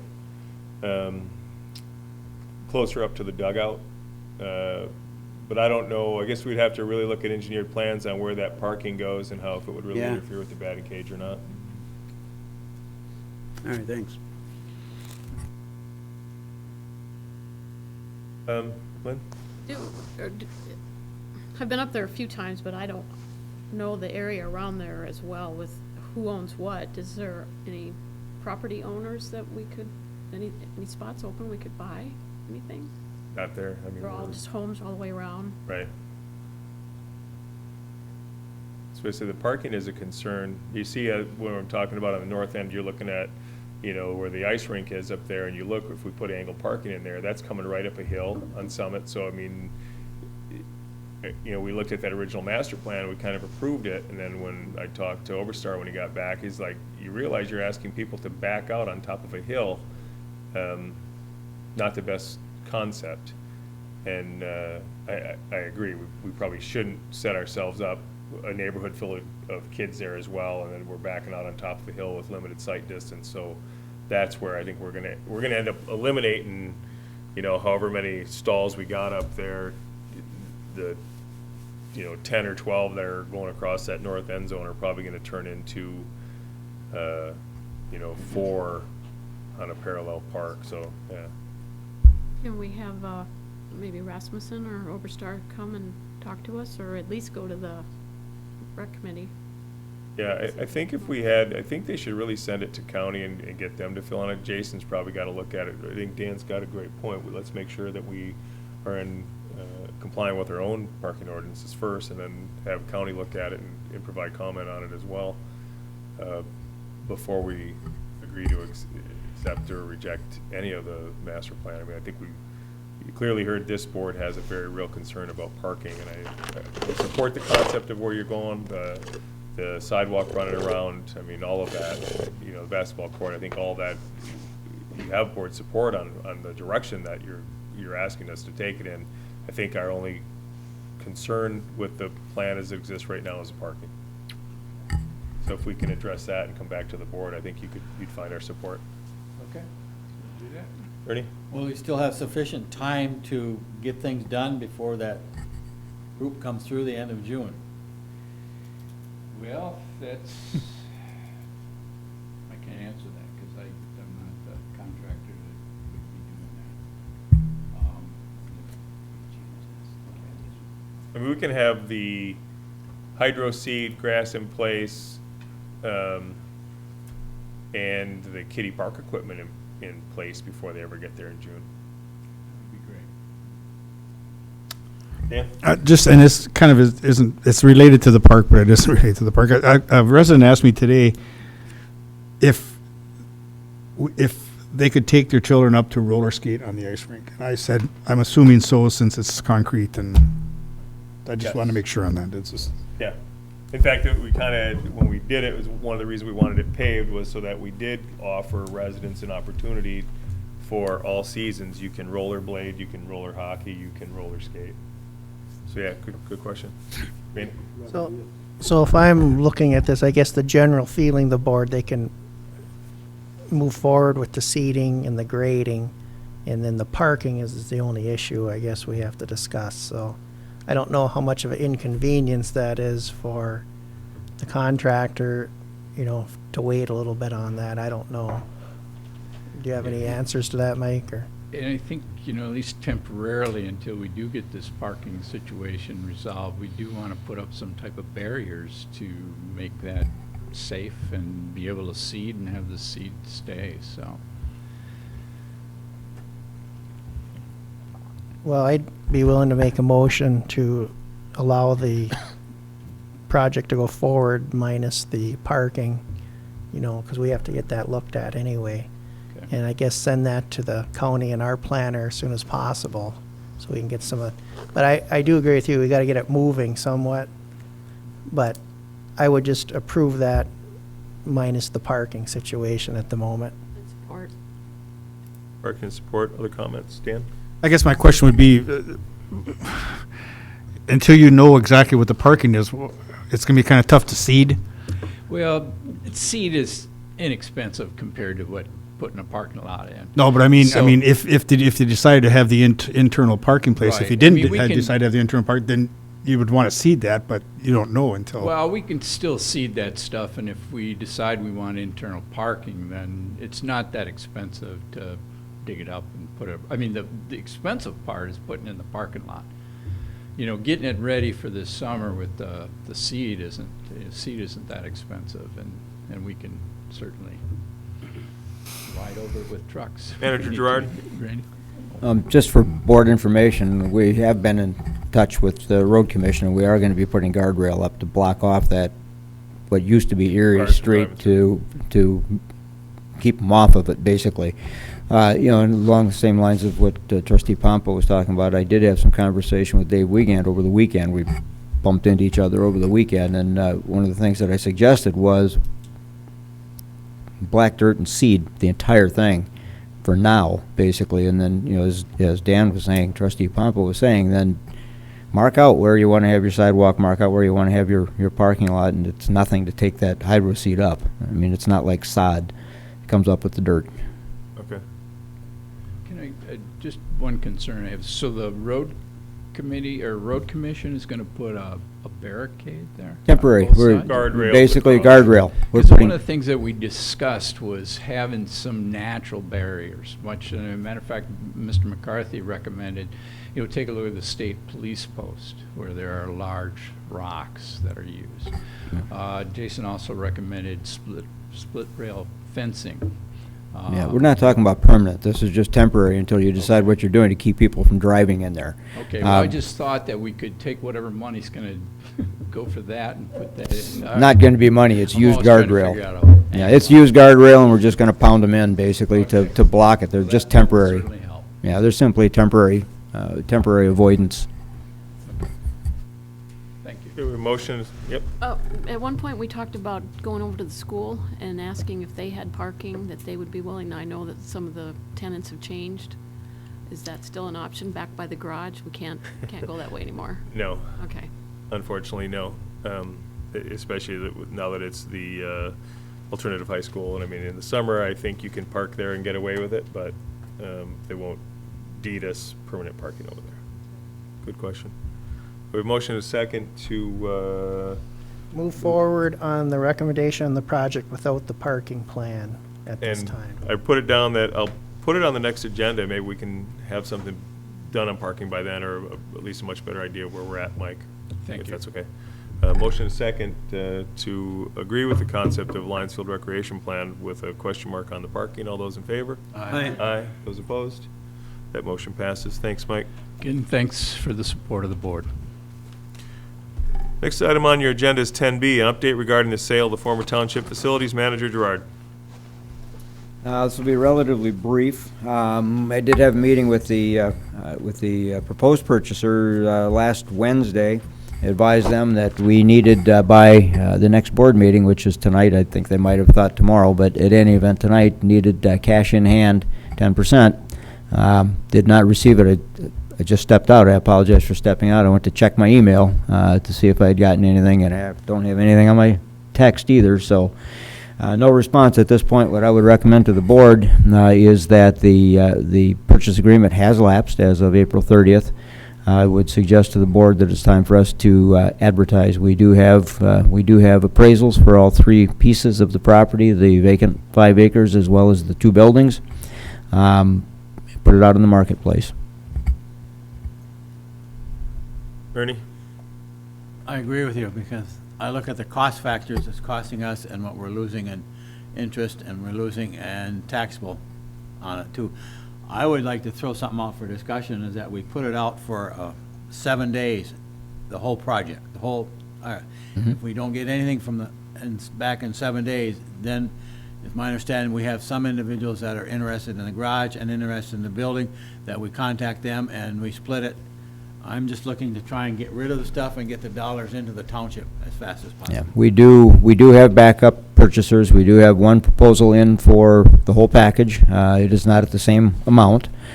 We do have backup individual purchasers for everything other than the 5 acres. And there has been some interest expressed in that, but looking for a discount. They're looking for a sale, basically. And we need to maximize our return on those properties. My feeling is the appraised value on the total property or individually, and that, As a minimum. as the minimum, cash. Mm-hmm. I mean, clearly, we don't want to be in the real estate business here. We'd love to see it just go. It's the reason why we agreed, with a premium for this purchaser. I'm disappointed that we didn't collect the money ahead of time 3 months ago. When we had this discussion then, I brought it up that I would love to see a non-refundable earnest money deposited when we extended it 90 days, and we failed to do that. And I think that's unfortunate, because we waited 90 days for nothing, in my opinion, and I think that we have to act. 7 days, I'm a little concerned with, Ernie. I'm just but- throwing it out for discussion right now, too. Yeah, it's going to take us probably 3 days to get an ad in the paper. So, I'd say 2-week period. Clerk Jari? I'd make a motion to void the previous purchase agreement and authorize the manager to dispose of our former properties and see if he can do that within a 30-day time frame. Is that too short, do you think, or?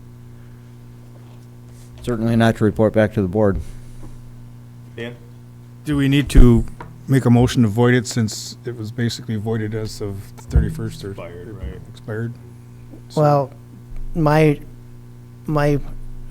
reason to do that is just to put it in record that we voided it. Okay. Support it. Motion and support. Other comment? Ernie? I would like to somehow make sure that it's for the appraised value. Nothing less. Minimum bid appraised value. Minimum bid appraised value. You want to amend your, You want that in the motion? We can't sell anything for less than the appraised value, so we don't really have to put that in our motion. We can't sell it for less than As that. long as it's understood by everybody. it'll come back before us before we would agree to sell it anyway, so. All right. Other comments?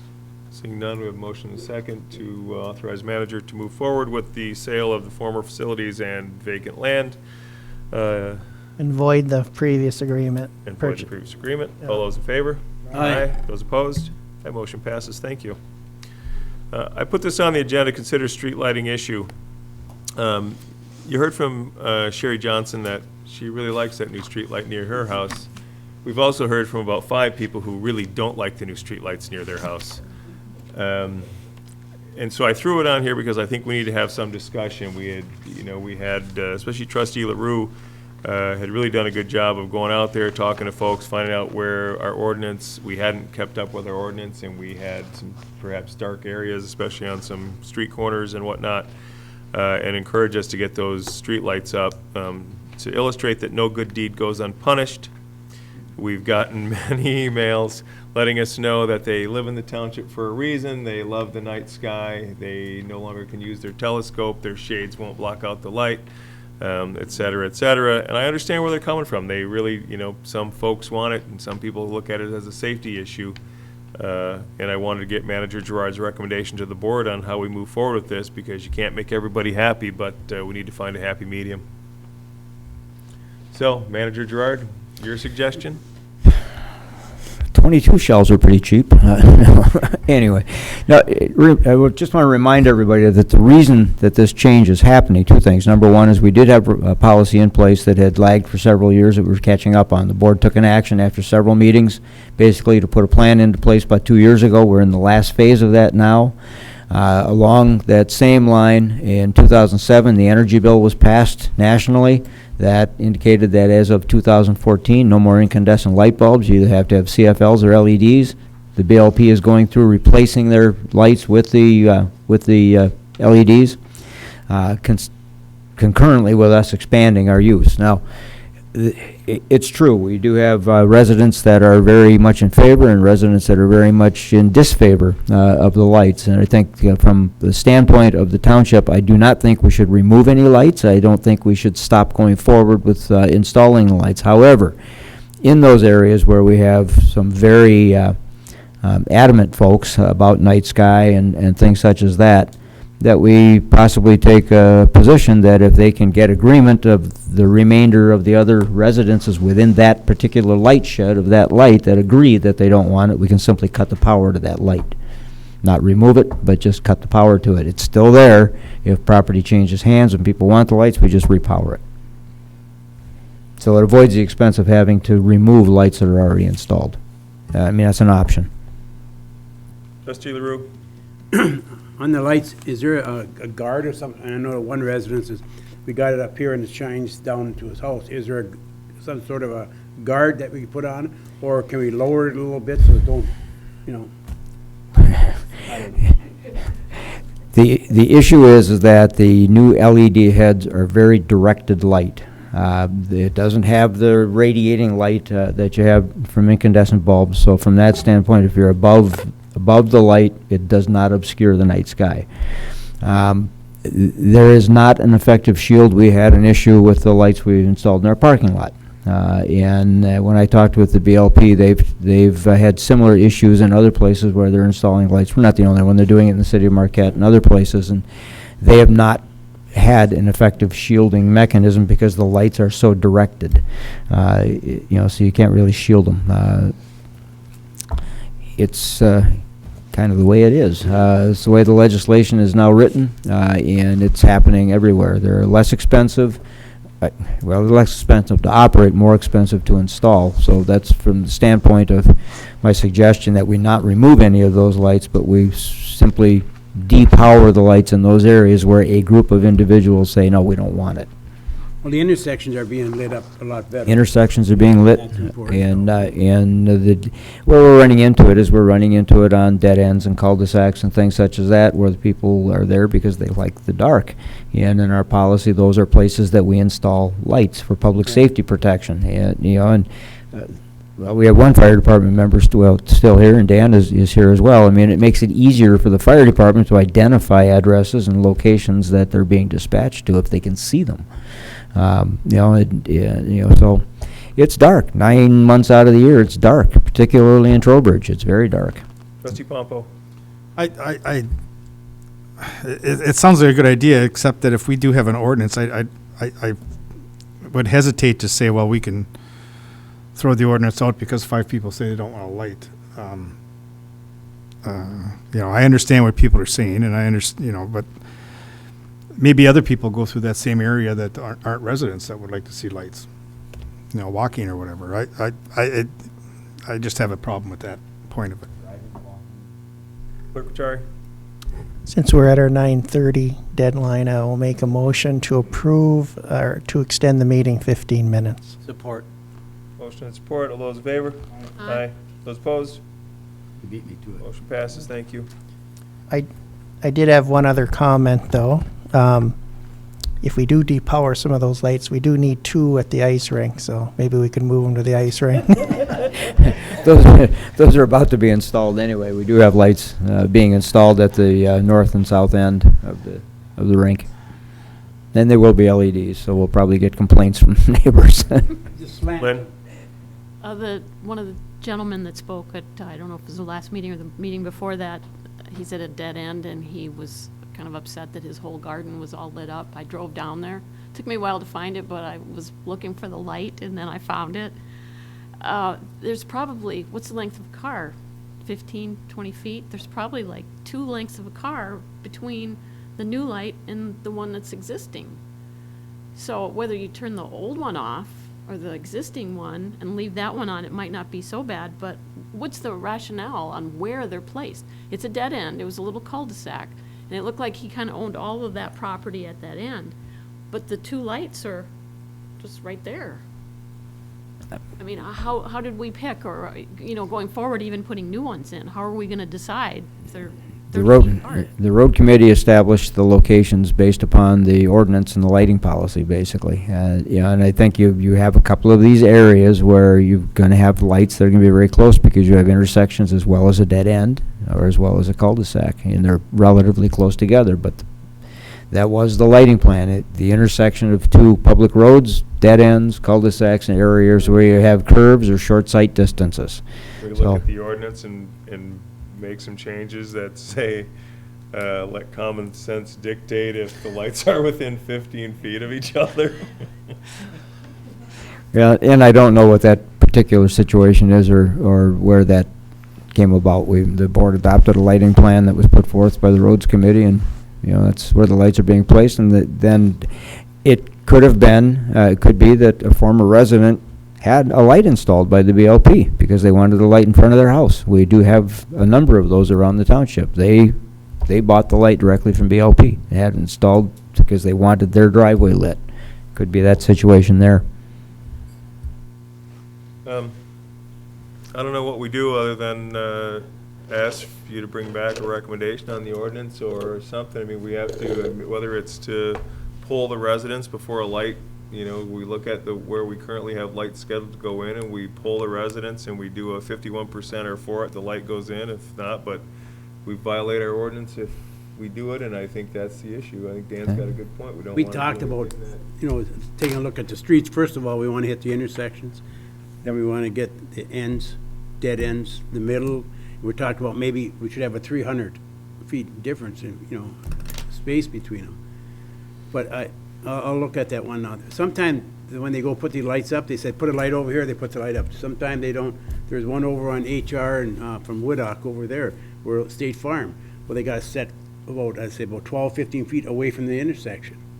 You know, it don't make sense. But they don't have no policy where to put a light. Yeah, they probably go used there an and they look existing like it's pole. okay, this is close enough, and that's what they do. So, but we'll look at it again. I'll go look at that and see why. Kick it back to the road committee? I was gonna say, would it help to take it to the planning commission? It could, I mean, maybe we On should lighting anyway. make a motion to send our concerns to the planning commission and see what their recommendation is We already coming know the back. ordinance, and if it has to be amended, then we can recommend it. I think you should make that motion. I'll make a motion that we pass this on to the planning commission. Support. We have motion and support. Any other comment, Dan? Is there, is there an actual ordinance for street lighting? Well, we have policies on lighting that we're working on to make an ordinance. So you have to make an ordinance Yeah, first. it can Yeah, what we have now is simply a policy. It's not an ordinance. be rolled right into it. Would that be with help from the road committee concerning what they would like to see? I don't know the I would- structure of the committees working together. The road committee is actually a subcommittee of planning, so, Oh, okay. Hadn't thought about it. along with the recreation, they're both subcommittees of the planning commission. And you got Call the 'em in. chair ahead of time. Meeting. Okay. We have motion and a second to kick this can over to the planning commission. All those in favor? Aye. Aye. Those opposed? That motion passes, thank you. Then Manager Gerard, you would forward that to Jason for the agenda, or do I do that, or? Be happy to. Next item on your agenda is consider the household rubbish and waste disposal issues. I put this on the agenda because, again, the volume of traffic that came through with some unhappy folks. I think that the fact that we still offer the first Wednesday household rubbish is a good thing. It's just that they're going to have to go out to about 4 miles down the road further than they used to drop it off, as we're trying to market that property. But I think the bigger concern is at the brush yard waste, and they had the opportunity to have it for 24/7 to go and drop it off. Now, that's been good and bad. From a convenience standpoint, you can go 24 hours a day, 7 days a week and drop off. So can commercial yard waste haulers and city residents, because it is not fenced, it is not monitored. So we know for a fact that we've hauled away a lot of compost that had nothing to do with township residents, yet township residents are paying for that in their garbage bill. So we're trying to find a happy medium. You can always drop it off for free out at the county landfill, but again, it's about a 10-mile drive out to 10 get miles. out there, and they have to have it tarped when they get there, and some other issues that they have to go through. Some folks are really upset, and they want it to be in the local area. Now, it's only been getting thrown down there for, I don't know, 5 or 6 or 7 years, but I think we need to address it, and I threw it on here to see if anybody had any big ideas to pass along to Manager Gerard in other areas to try to find where we could potentially have it fenced in or monitored, or, you know, how do we proceed with still offering the service, but making it so that we're not paying to have everybody and his brother dump there as well 24/7. Manager Gerard?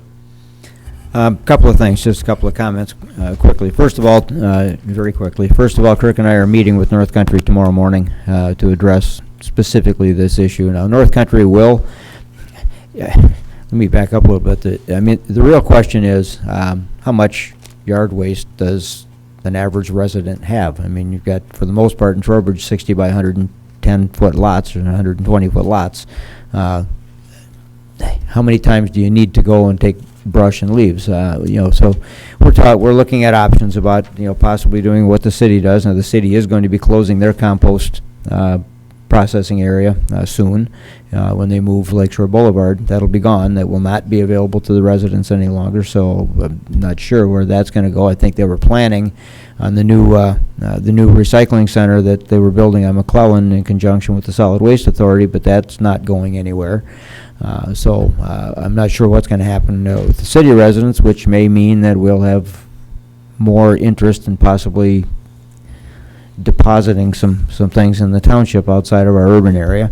But at any event, we'll be meeting with them tomorrow to see what we can come up with. They are limited with space in their new facility. North Country is. They're somewhat limited. They have to acquire some additional property, so I'm assuming that's going to equate to increased cost. For those residents that have a relatively minor amount of yard waste, after they rake their leaves and clean up their brush after storms or whatever, North Country will pick up curbside. They may charge, they may not charge, depending on if it's a special run or if they're already in the area or whatever, so they will do that. I went out and toured the landfill. I don't know if any of you have ever been to the county landfill. It is not conducive to residents hauling their stuff out there. Not only is it 10 miles away, the area where they're composting is at the far back of the facility, which basically means you have to negotiate through the commercial landfill along with all of their trucks and their equipment and everything else to get to the point of dumping it off. So that's really not an effective solution for large numbers of residents. Occasionally, yes, but not on a regular basis. We did kind of spoil the residents by providing that facility unmanned, unregulated, unfenced, 24 hours a day, 7 days a week. And it amazed me. I'm surprised there are any trees or any brush standing in the township for the volume that went through there. But it was significant, and there was a significant cost to that. Not just overtime, as Trustee Durant raised in an email question to me, but yeah, we spent a fair amount of money not only to man that, but every day to load that brush into dumpsters with our loader. Paid somebody to do that, and had it hauled away, and then we paid to dispose of it. So it's a sizable cost. It was not inexpensive, and I would hazard the guess that it's probably not going to cost us any more to have North Country do it than it cost us to provide that free service. So we are looking for other locations to do it. Just about every place that we've looked at so far has other negative aspects to it, whether it's traffic issues, you have to get onto US 41 to get to them, or there's a DEQ issue, wetlands areas, whatever. There just isn't very much property available for that kind of use within a reasonable 2 or 3 mile radius of the majority of our population. Kind of at a loss at this point. So we will be bringing, after we meet with North Country, we'll be bringing some options back to the board, or communicating some options to you in terms of what we see as relatively short-term and long-term solutions to this issue. But I think keeping the piece of property that we were previously using is not a good idea. I agree with Supervisor Limita that property is much too valuable to be used as a dump site for brush. Not only from the standpoint of its highest and best use, but we need the revenue to offset some of our investments in these facilities. That was always the plan, was to liquidate those properties and apply that money towards the financing of these buildings. So look forward to receiving something from probably myself, from Kirk and I, after our meeting with North Country tomorrow. Put it on the next agenda. Dan? That would be good. I haven't gone out and looked, but I have heard. My big concern has always been when we obviously stopped our pickup here. It appears that Forestville is now becoming a dump site, and that's unfortunate. I don't know if it's because we stopped ours or if it's just because people just don't care to dump it. Doesn't really matter to me. The fact of the matter is Forestville is becoming a dump site. In regards to, and I know it's a small piece of property, but it's obvious that our piece of property with the rock along Commerce Drive, on the opposite side on the south side of the highway, is a small piece of property. Nobody seems to want to buy it. I don't know if we're pushing it to sell it, obviously because it's got a huge rock on it. But the backside does have some areas, and I realize that I'm sure the neighbor's not going to be too happy if we start throwing refuse of leaves and stuff, so he's going to end up in his yard, possibly fencing it off so it doesn't blow that way, or maybe even looking to see if that's a viable option area. You just basically cross 41, but you do have a light to do it, so you're not really going out onto 41. And anybody on the south side of 41 obviously will get to it without going on the highway. So just a thought that I had. Thanks, Dan. Randy? Yeah, that was one of the areas that we looked at early on. The problem is that it belongs to the drain commissioner. It's a drainage containment issue as a result of the road construction that was there. We are in, actually, we are in discussion, and have been for quite some time. We're waiting for an appraisal right now for the front part of that property, which is the rock, basically. The neighboring property owner is interested in acquiring that. So as soon as we get an appraisal back, we're going to get rid of that quickly. But the rear part, we can't sell. That is a detention, runoff detention for the Drain Commissioner. I've never seen any water in it, but that's what it's designated as for that road. Clerk Terry? One more motion to extend for another 15 minutes. Support. Motion and support. Should be the All those last in one. favor? Aye. Those opposed? Me. I think we need to come back in this again. Yeah. Yep. We'll get some information to you after our meeting tomorrow. I've got it on the next agenda, thank you. If there's nothing else, we'll move forward and go to consider budget amendment number 2015-04, Clerk Rattari. Due to the lateness of the evening, I will present that to the board in its written format. I will not read the small narrative. It is in the packet. Anyone that decides can look at it online. I make a motion to approve that. It was basically, the concept was for the additional revenue of the building and grounds vehicle that we just purchased, and some money that we've acquired from the township roads improvement fund for the road taxes collected. But that's all I'm going to say. Second. We have a motion second on budget amendment number 2015-04. Board member comment. Seeing none. Clerk Rattari is yes. Trustee LaRue. Yes. Trustee Pompo. Yes. Trustee Durant. Yes. Treasurer Johnson. Yes. Supervisor Lemata. Yes.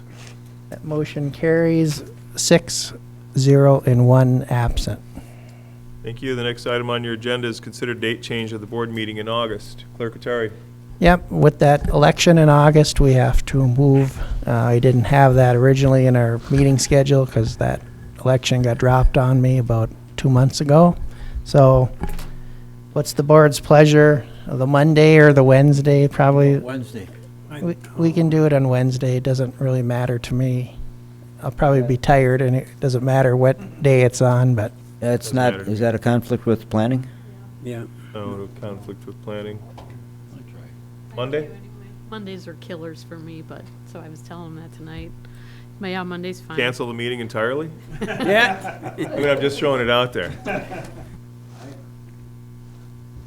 Monday's fine. Monday's fine. Monday. so I'll make a motion. We change that meeting from, was it August 4th, I think, to the August 3rd, that was Monday. Your second? Second. We have motion and support to change the August board meeting, first August board meeting from the August. Sorry, there isn't a planning, it's the next week. Okay, I don't have a problem with Wednesday. I can amend that motion. Appreciate it. Yeah, that would be the first Wednesday in August instead of Tuesday. Who was Maybe the second, who was the second on that? you were. Accept the amendment or the change. So now we have a motion before us to consider changing the date of the August board meeting from Tuesday the 4th to Wednesday the 5th. All those in favor? Aye. Aye. Those opposed? All right. That motion passes. Thank you. Next item on the agenda is the manager's report, Manager Gerard. I have nothing to add to the written report unless there are questions. Any questions for Manager Gerard? Yes. Goodwill, the road behind Goodwill, getting pretty choppy. And also, Schwimmerwood Park, like Danny said, about dumping, they're dumping bags of garbage in Schwimmerwood Park Trail. Yep. We're cleaning that up weekly. Okay, and by next week, we'll set a date for Schwimmerwood Park cleanup. In our next board meeting, Recreation will set a date for pick up the park over there, and we appreciate anyone who can come and help pick it up. That's it. All right, Andy? Just for those who utilize it, once the weight restrictions come off, we'll be putting more regrind down on that rear access road. Okay, thank you. We graded now, okay. Nothing else for Manager Gerard. We'll move to public comment. Those members of much the public left. wishing to make comment may do so at this time. Mike Springer, 206 Eagles Nest Road. Just a reminder that at the next board meeting of May 19th, that the Iron Range Roll Task Force members will be here. We're going to be celebrating that event again on National Trails Day. That's June 6th. The event starts at 1 in the afternoon and takes about 3 hours for everybody to get through. The first ones will be coming through here probably within half hour, 20 minutes. It's the second year for this. It's a very unique race. It's a family-oriented event. And the big thing is that it raises money for the YMCA Reach and Rise program, which Melissa DeMars is in charge of. And if you got a chance to go and look up YMCA, they've got a video about the mentor program and what it means to the mentors and to the mentees. It takes 10 minutes, but it's really well worth watching, and it's a fundraiser for that. One other thing, your planning commission is between a rock and a hard place. In their last meeting, one of the public hearings, or the second public hearing that they were dealt with, was a request to divide property into less than what the ordinance calls for resource production. The problem that they ran into is the fact that this property has already been surveyed, divided, and sold. So one of my concerns as a former planning commissioner and working on 9 years on ordinances and future land use maps and master plan and all those things, something went wrong with the process, and it concerns me because the planning commission should not end up having to decide on a done deal. So it happens to be a parcel that is south of Hogsback. It's east of Lily Pond, and it is southwest of Wetmore Pond. This parcel and the two other parcels that I just named in Section 31 all belong to Plum Creek. Now, Plum Creek went ahead and sold this, and it's already a done deal. I worry about what's going to happen to Lily Pond and Wetmore Pond. So it's just something that we need to pay attention to because this is not the way the process should work. So, thank you. Thanks, Mike. Other public comment? Seeing none, we'll close public comment, move to additional comments from board members. Anyone? Clerk Tari? One quick one. I heard after the last election, there was people that would like to be election inspectors and basically commented, well, they got enough and I won't be able to be an inspector. Well, I'll tell you, there's a process that you have to go through to be one. And anyone that would like to be one, an election inspector, can either contact myself at the Township Hall or the County Clerk's office. They have training available, and we can get you set up in a training session.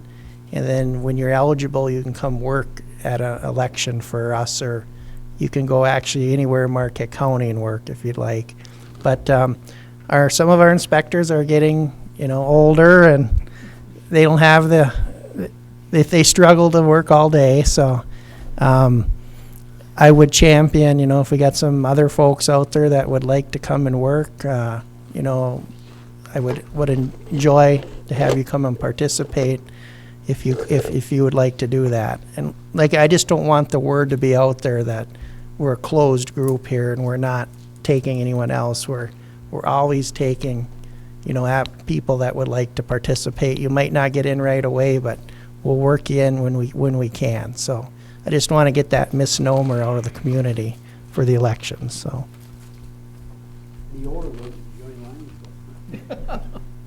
Any other comments from board members? Lynn? I just have a question, and Mr. Zappa stopped me if I'm not supposed to ask it. But how do we get our information going forward on whatever litigation we have hanging around? Can we have more a work session, a closed session, something? Can the supervisor email all of us if we promise not to respond, so that we can get updates? It's a hypothetical question, if there were litigation, correct? I don't really know if there is. I just want to clarify. Yeah. If there's pending litigation, which, to my knowledge, there's not, then that's an express exception that allows you to go into closed session to discuss pending litigation with your attorney.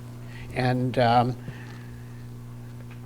if there is not litigation, but there is just generally things on pending matters that you would like an update on, there are all kinds of options in that respect in terms of whether I can report on, if I'm aware of what the circumstance is. I generally do that if I'm requested by the supervisor or the manager or someone to come to the board and report on any particular matter. For example, years ago, it comes to mind, we had a coupon book issue that I was seemingly giving lots of reports on. But that can be arranged. Information can be disseminated by the supervisor. It's really truly a case-by-case scenario, depending on what the issue is, on what's the best way to disseminate it.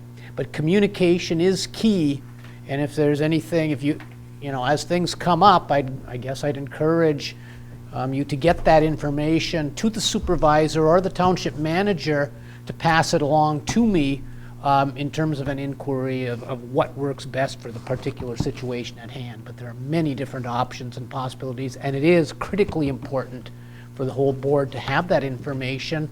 Do we As soon need as to ask possible. for an update, or is that just forthcoming, like once a month, or however long? You can always ask for an issue? update on information or issues. There's just certain How to get it. circumstances where the information can't be shared if it is an internal personnel issue, for example. Somebody's personnel record is excluded from township board's perusal, that kind of thing. But if you're just asking about a general update about anything, you can request that information at any time. Through me, And- through Randy, through whatever. For individuals, or so we all will get the same If information? it's information that can be shared with the entire board and someone's looking for something, if they put it, I will either send out a communication or we'll do it in a public session where we can throw it on the agenda and discuss it. Okay, thank you. For example, also, things that aren't necessarily currently pending at this point, there are certain times when various types of public investigations might be ongoing, or all kinds of scenarios where we have to play it by ear so that we do not interfere with things that are going on by other entities, agencies, and I'm thinking specifically on legislative reports on bills that might be pending, that sort of thing. There are a whole host of things that can be done to enhance communications. Any other board member comment? Seeing none, I would entertain a motion to adjourn. Support? Motion and support, all those in favor? Aye. This meeting is adjourned.